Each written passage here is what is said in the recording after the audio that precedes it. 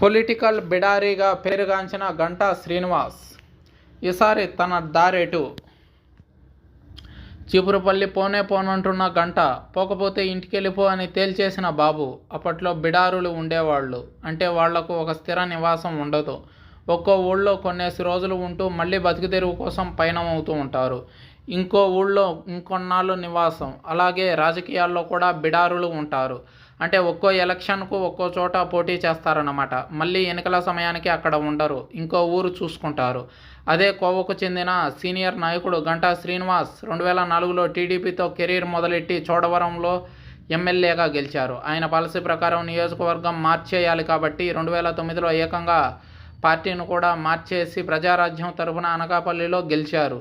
ఈసారి మళ్ళీ ఎన్నికలు వచ్చాయి. మళ్ళీ కొత్త నియోజకవర్గం బాట పట్టారు.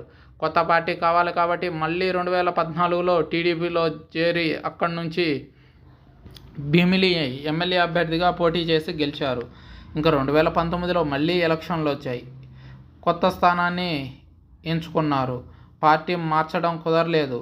కానీ నియోజకవర్గాన్ని మార్చడంలో వింతేముంది? విశాఖ నార్త్కు వచ్చేశారు.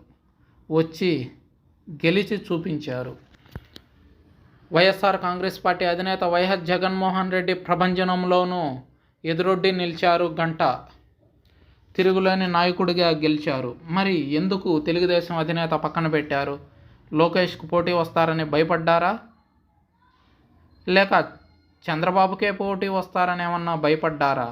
అంటే అవుననే అంటున్నాయి రాజకీయ వర్గాలు. మళ్ళీ 2024 ఎన్నికలు రాగానే ఆయన అక్కడ ఇక్కడ పోటీ చేసేందుకు ట్రై చేసినా చంద్రబాబు పడనివ్వలేదు. ఈసారి ఏకంగా జిల్లా మారిపోయి చీపురుపల్లిలో బొత్స సత్యనారాయణ మీద పోటీ చేయాలని ఆదేశించారు. తోచనమ్మ తోడుకోడలు పుట్టింటికి పోయినట్లు ఎక్కడా సీట్ లేదని పోయి బొత్స ఎదురుగా పోటీ చేయడం అంటే డిక్కీ బలిసిన కోడి చికెన్ కొట్టు ముందుకొచ్చి తొడగొట్టడమే. ఆ మొక్క గంటాకు తెలుసు. అందుకే నేను పోనంటే పోను అన్నారు గంట. చీపురుపల్లి వస్తే ఏమవుతుందో గంటాకు తెలుసు. చీపుర్లు ఊడ్చి కొడతారు గంట అని. ఇన్నాళ్ళు పార్టీలు నియోజకవర్గాలు మారుస్తూ గెలుస్తూ వస్తున్న తనకు చీపురుపల్లి వెళ్తే సీన్ సితారవుతుందని అర్థమవుతుంది. అందుకే అబ్బెబ్బే పోనుగాక పోను అనేశారు. పోకపోతే ఇంట్లో కూర్చొని రెస్ట్ తీసుకో అంటూ సెలవిచ్చారన్నమాట. మన CBN Bheemili ticket Nellimarla incharge బంగారాజుకు కానీ ఇంకెవరికో అయినా ఇస్తాను, మీరు వెళ్తే భీమిలి వెళ్ళండి లేదా రెస్ట్ తీసుకోండి అని చంద్రబాబు చెప్పేశారు.